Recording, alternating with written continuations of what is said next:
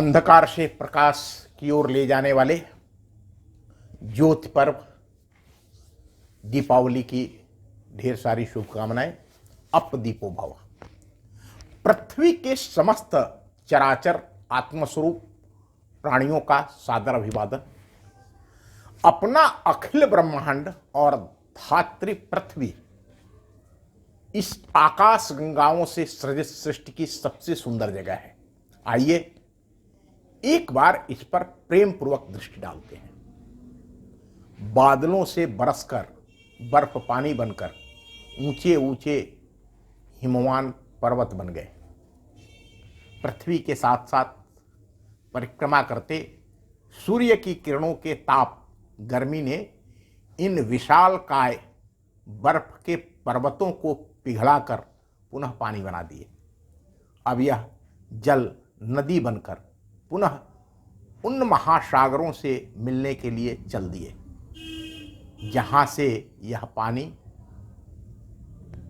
से वाष्प बनकर बादल बने थे।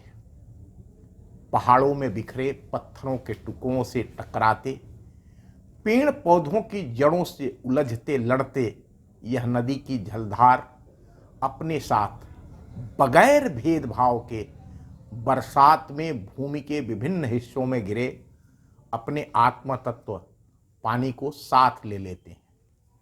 कोई भेद नहीं है कि वह ऊसर, जंगल, मानव मल या पशुमल गोबर में गिरा था, है तो जल ही ना, फिर कैसा भेदभाव। हम मनुष्य जाति के लोग भी चाहे किसी भी मत, पंथ, मजहब, क्षेत्र, भाषा, लिंग, खान पान, परिधान, धनी निर्धन, चाहे जिस भी प्रकार का विभाजन सामाजिक जीवन में, भौगोलिक परिस्थितियों में, राजनीतिक परिस्थितियों में दिखता है, के आधार पर इन नदियों से कोई भेदभाव नहीं करते। इनके जल का सेवन, उपयोग सभी करते हैं। विश्व की किसी नदी जल में किसी प्राणी का कोई भेदभाव नहीं है। बस जल स्वच्छ होना चाहिए। सभी जीव उपयोग और उपभोग करते हैं। इसी तरह प्रकृति के पेड़ पौधों को देखिए, यह भी कोई भेदभाव नहीं रख करते हैं। सभी प्राणियों के लिए प्राणवायु, ऑक्सीजन, छांव और अपना जीवन समर्पित कर ईंधन लकड़ी देते हैं। मनुष्य और अन्य जीव जंतु भी इनका उपयोग उपभोग करते हैं। किसी तरह का कोई धार्मिक, सामाजिक, आर्थिक भेदभाव नहीं है।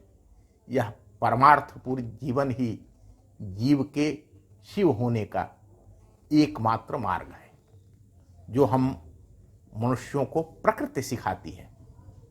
सभी मत, पंथ, मजहब में जलाए जाने वाले दीपक की भी यही सीख है।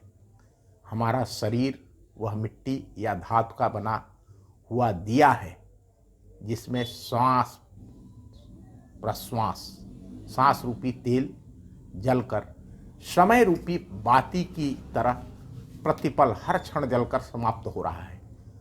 अब हमें चिंतन मनन यह करना है कि क्या हम प्रकृति के परमार्थिक स्वभाव के अनुरूप आचरण कर सुखी आनंदित रहकर परमात्मा तत्व, जिसे ईश्वर, अल्लाह, गॉड या जो भी रूप नाम से हम जानते मानते हैं, उससे मिलने के लिए आगे बढ़ रहे हैं, अथवा पूरी तरह से झूठ पाखंड के स्वर्ग, नरक, जन्नत, दोजख की काल्पनिक कहानी की 72 हुरों अप्सराओं दरियाए शराब के चक्कर में लड़ करके मर रहे हैं।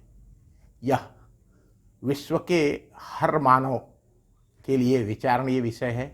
यही इस अप दीपो भव दीपावली का संदेश है। धन्यवाद, नमस्कार, फिर मिलेंगे।